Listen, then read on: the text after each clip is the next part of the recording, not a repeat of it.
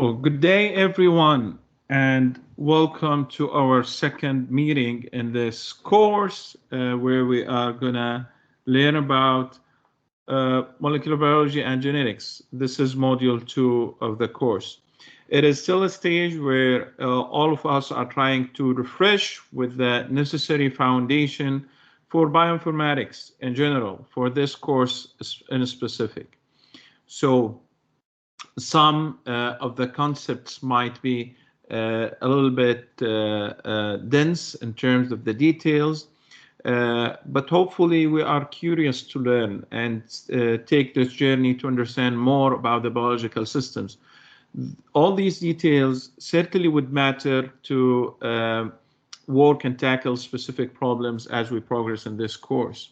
So first, before I progress with this, what I want to do here is have a quick check-in with you. Let's have a quick review and refresh. Okay.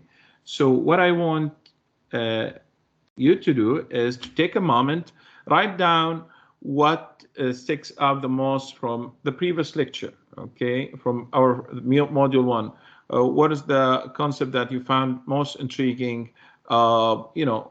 Something that you remember from our first lecture, please write it down and share it with me.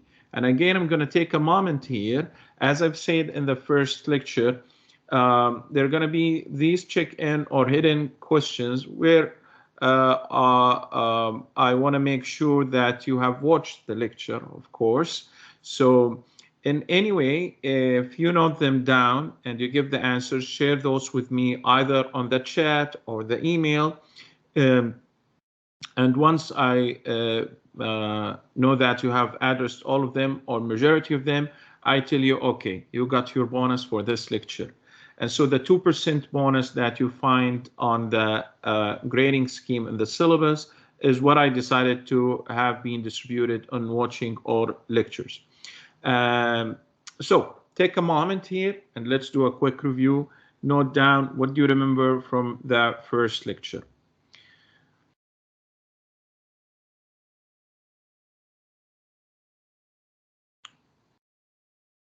Well, good. You don't need to be very detailed in these answers, and you don't need to be, give always the correct answer.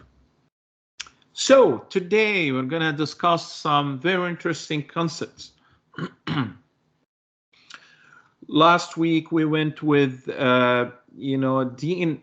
What is the DNA composition, the timeline, history? Central dogma was key concept there, or actually was key umbrella of concepts for us when we talk about DNA replication, translation, transcription, and specific other details. We talk about comparison between eukaryotes and prokaryotes. Now we're gonna go in terms of the hierarchy a little bit higher in terms of where we see things. So we started with the ingredients and very specific details. Now, once we put some of these things together, like once we zoom out, okay, and try to see the genes, few important and interesting concepts are genotype, phenotype, ploidy, and homology, mutation, and some other details. Also, today's lecture, I'm going to talk, so the first part, I would say it's more about the molecular biology, and second part is more about how would you design your experiment, okay? And this is very interesting discussion if you were to develop an experiment in the laboratory, if you want to be working as a data scientist and want to understand all of this setup. And also we'll have the chance to discuss the final group project and you start planning and thinking about that. So key ideas here, as you see, know what is the difference between genotype, phenotype, recognize and identify cases of ploidy, what is homology and genetic mutations, and so on and so forth. I'll also look into what is publication research about, part of the experimental design, and then look into the expectations of the final project. So what I want to say here is, as we are interested in introducing and all of us learning these concepts, it is again part of knowing the fundamentals of genetic as well as the research methodology. Those are key for us in advancing biological sciences. And as well as if we're going to build really practical applications in different areas where bioinformatics is key. For example, medicine, agriculture, and other types of areas and fields, is very important to have understanding of some of these concepts. For example, knowing what is difference between genotype and phenotype can give the ability for researchers to link the genetic code to the observable traits of one specific organism or species. And so this is going to bring more understanding of what is these DNA sequences about, and so on and so forth. So molecular evolution and variation, and the title here gives this or sends an idea that what we're going to discuss next highlights certain ideas that relate to molecular evolution, and variation. And molecular evolution, the way that we can refer to this in terms of molecular biology point of view, it is a process. It is a process, a mechanism that introduces or drives certain changes. So we have molecular genetic makeup, right? So we discussed before, for example, let me switch the color here. Yeah, let's do this. So we discussed before DNA, for example, RNA. And so these are two examples, or proteins even, right, for molecular genetic makeup of different organisms. However, how that changes over time, are there any factors that play into that in terms of a process and a mechanism? And this can, establish and link to further philosophies. One that can be interested in, like the history of evolution. What did Charles Darwin observe? What were all these things about? Creation. All of these discussions that we hear about. If you are interested to, dive into more of these discussions, especially from a philosophy point of view or so, feel free to bring some of these questions during our office hours. For the time being, is we understand why, what kind of information we may have and how it relates, for example, to our parents and our group and population and so on and so forth. So the first concept that we want to tackle here is genotype and phenotype, okay? The concept of genotype and phenotype. Let me switch, yes. So genotype is, this is genotype, okay? We can refer to this as what is written in DNA, okay? What is written in DNA? What is written in DNA? Okay, this would refer to what the specific genes that one have, and those that are inherited from the parents. Now, phenotype. So this is more of the ingredient side. Okay, ingredient. Think of it as, again, linking to our first lecture. It's kind of the ingredient of a recipe. Okay, phenotype, on the other hand, how those genes show up. It's about how genes show up. Okay, how genes show up. That is how we can observe them or measure things that can be physically observable. Okay, and maybe one of the common examples as we look into this, imagine here, or let's give this example. Let's say we have B giving us the representation of a blue eye, okay? Blue eye. And now I'm going to change this, so bear with me and use another color, which is, or and alphabet. In this case, I'm going to use, I can say G, but as part of what is common is that to say small b, okay? And it's going to refer to green eyes, for example. So this is how we build, going to scratch this. So I have capital V referring to blue eyes and small b referring to green eyes. In this case, we see this as two. Let me just get this here. There are these two alphabets here, and what are the possible arrangements? So we can have BB, so two capital B's. We can have B and B small. Doesn't matter if we switch them; they're going to still mean the same thing. And two small b's. And those three here in this case. These three possible ways of putting the alphabets. It's what we refer to as possible genotypes. Okay, so think about these as genes. Okay, the information that we have in the DNA, and it's not concerned with expression yet as a genotype. But one may ask how this concern is looking into genes, and we are showing a pairing, right, of two things, of two alphabets. Well, this is what we refer into pairing of alleles, okay? And I'm going to come back to the concept of alleles shortly. But again, this is coming, you can think of this as coming from dad, okay? And this come from mom, okay? From dad and mom, okay, the parents. So one is coming from here, one is coming from here.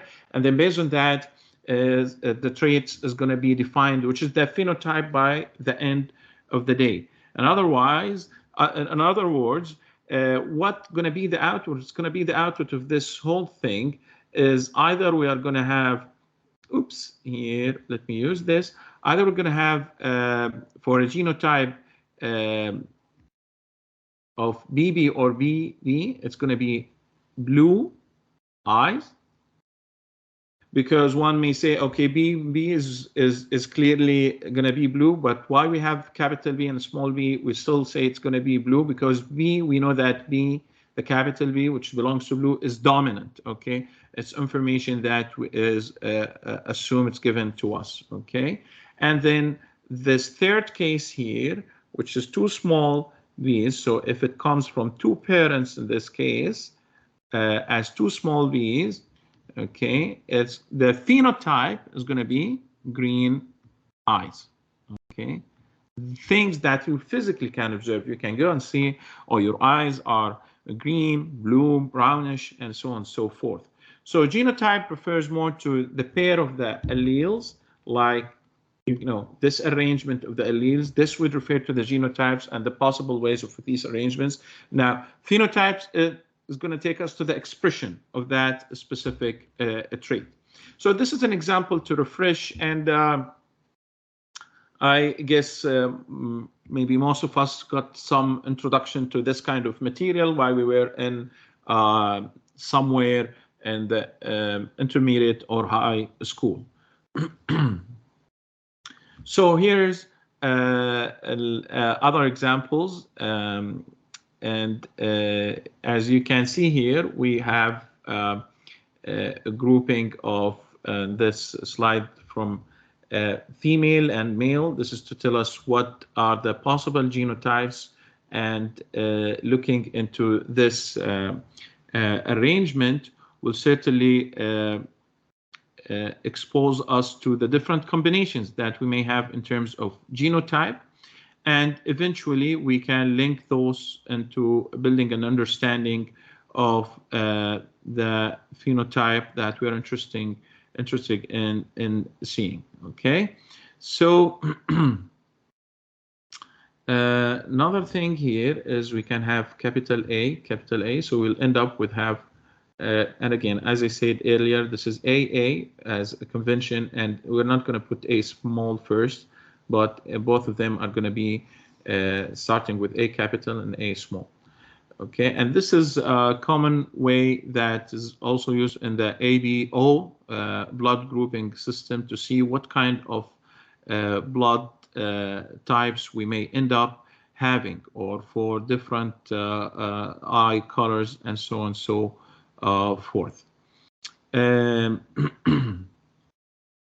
The next part, an example here, what we see is referring to the flower type. So we have, as you see here, PP, two capital P's, and we can, since they are both the same alphabet here, we refer to this as homozygous. And if they are different, we refer to this as heterozygous. And again, if they are both small, they are homozygous. Now, if it is heterozygous, it's we know that one is going to be dominant and one is going to be recessive. And that's the factor that's going to determine the type. Now, if I hide this on the screen, and oops, let me use, do I have, yes, I have white color. So let me scratch this here, okay? If we don't know the colors, if we don't observe the colors, okay, we are only looking then at what?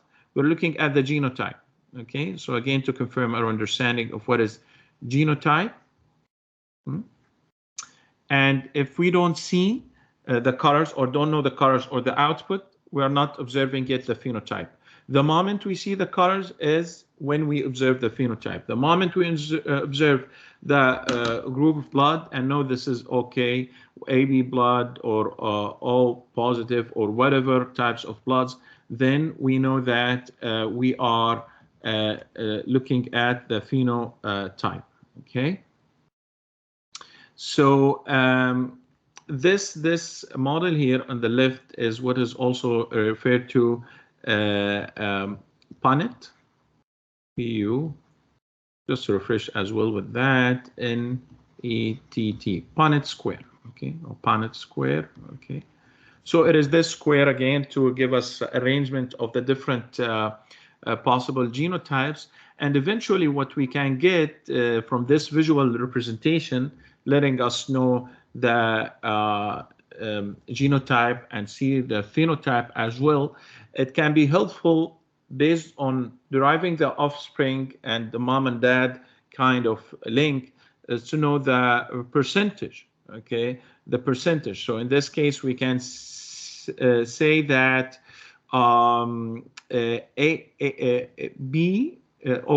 it's A capital happens for 25% of the time, okay, and then A capital A small happens for 50% of the time, okay, because it's 2 out of 4 in this case, and then A happens for 25% of the time. Cool. So this is an example taken from some paper and reference. It's showing a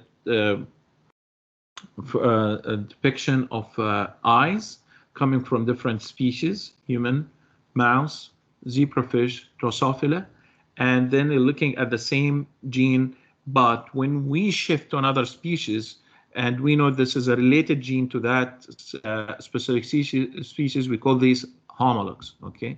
So these are the homolog genes. Now, what if we look at the wild type, the normal, we try to observe the normal scan of this eye, and if there is a mutation in that specific gene, and what we see in these pictures is the phenotype that we're able to observe. So as you can see here, the gene as a reference is if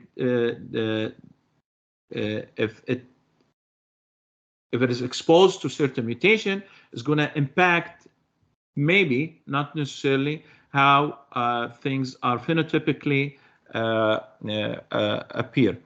And this, in terms of analysis, if you can go here into look into the qualities of these different referenced eyes, you can see that for specific mutation, this gene, what's going to be the impact? Okay, so something is going to affect the retina, which is going to degenerate.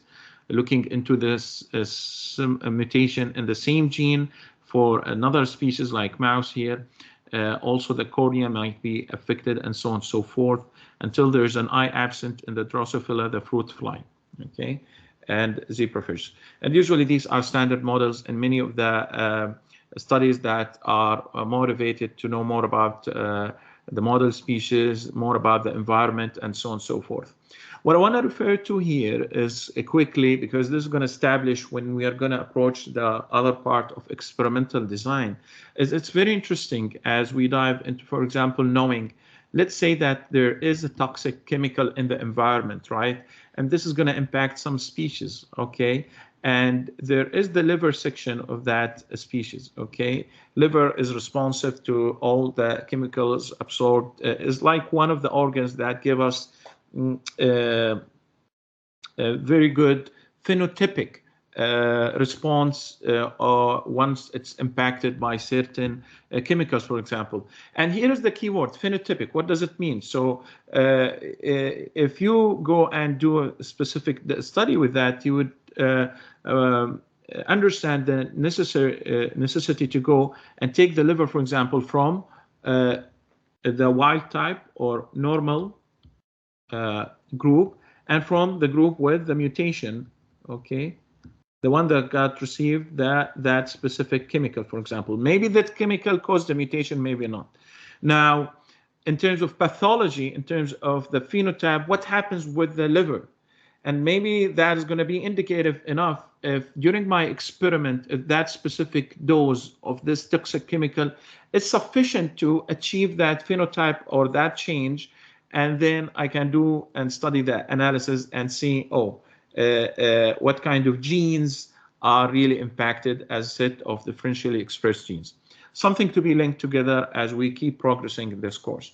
So, in other words, we're trying to say here, it's really very interesting to look into these examples and then build on them as you build your interest in picking up the research project, or if you are working in a specific lab, link all these together and then understand that phenotypes and other of these informations really link eventually to the genotypes and give us more information. In terms of as a human being and as we dive into the structure of the chromosomes, it's worth pointing out the idea of ploidy, which refers actually to the number of complete sets of chromosomes. And I'm going to brief you into this when we talk about ploidy, okay? So we have ploidy, and this is again refers to the number, okay? So we have two types as, think for example, as human, okay? We have two types for of cells. There are what's called somatic cells, okay? Somatic cells. And some example of these somatic cells, like you can think of bone cells. You can think of nervous cells or neurocells, okay? Nervous cells, we have different types of, think about brain cells, liver cells, and so on and so forth. There are other types of cells that are called gametes, okay? Gametes, okay? Those are the cells that comes from male, which is the sperm, okay, and the egg. So what is the difference between those types of cells and how it relates to the numbers? Because we're talking about ploidy and saying ploidy here is actually referring to the number, okay? So when there is a reproduction and there is going to be a pairing, the pairing always we know is going to come between two things. So it makes sense to assume for gametes that the sperm and egg, each one of them is made of one complete set of is made of one complete set of chromosomes. Okay, so there is, for example, a mating process. So there is one chromosome here that's going to mate with the other chromosome from here, and that's once they mate together, they are going to structure and start be part of the other types of cells. That is why the other cells that we have are cells with two complete cells of chromosomes. Okay, two complete cells of chromosomes. Most human cells, skin, muscle, liver, all of those are made of two sets of chromosomes. So if you go into the DNA and look at the composition, they are made of two sets of chromosomes. So that is why sperm is made of one set of chromosome, egg is one set. Most cells are made of two. So ploidy here is going to refer us to the numbers. That is why we call those as haploid, and those as diploid. Okay, referring to 2n. This is how we refer to this, and haploid as in this case, cells with one complete set of chromosomes. There are other organisms that can have triploid, 3n, tetraploid, 4n, and so on and so forth. So as part of when we go and engage with looking at different species or organisms, try to understand what type of chromosomes and genes they may have. Now, one may ask, why would I care about this as a bioinformatician, for example? So one of the things is I want to get your eyes here. It's going to be a very interesting thing, okay, right? So can we say something like, oh, are you trying to tell us if there are two sets of chromosomes here, that one gene here is probably going to be also having another copy on the other side? So we have generally two copies of each gene.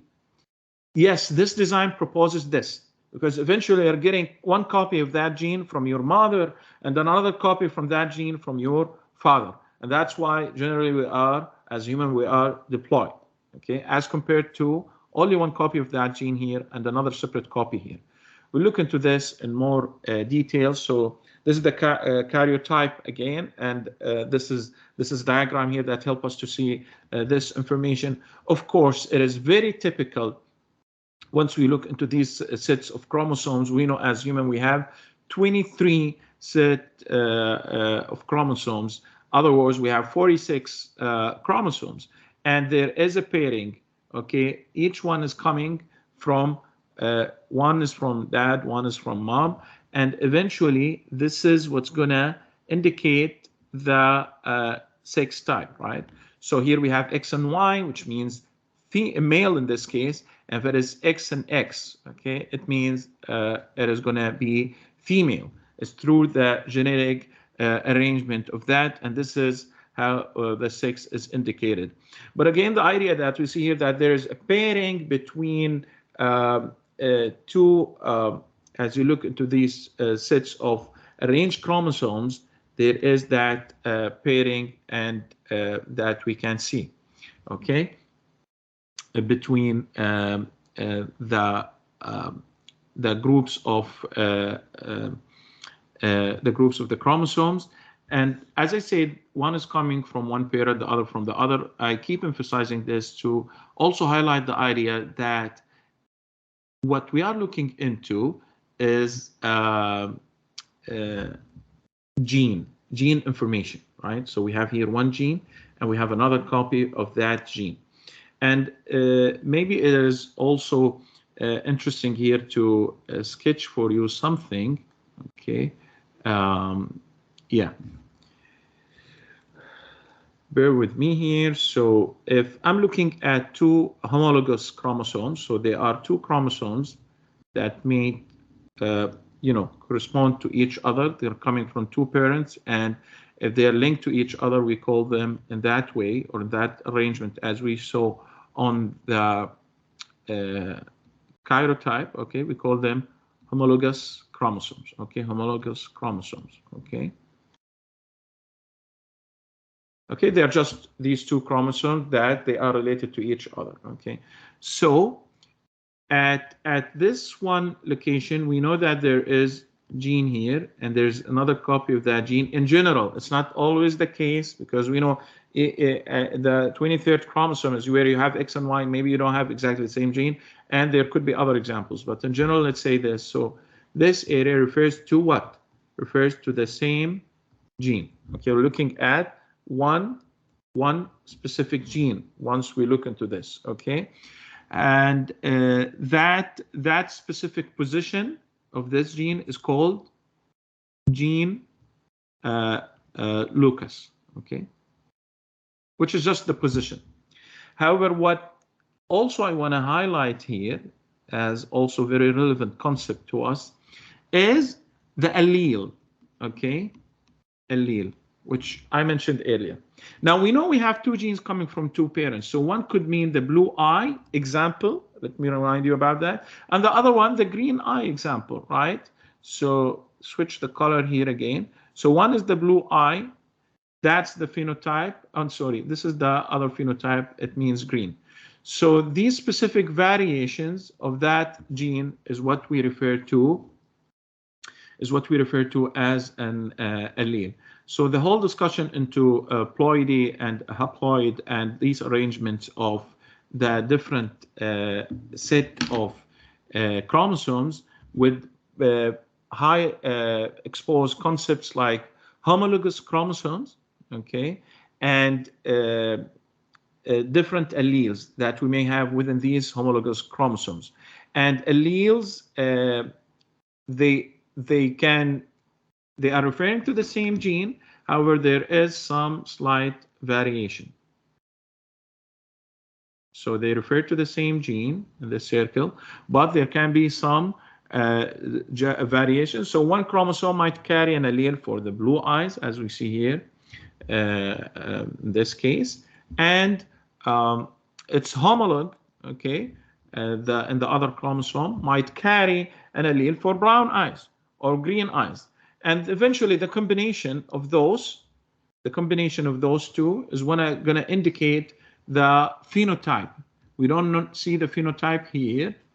We know it from the previous reference. That's going to be blue eye. Okay, blue eye. Very well.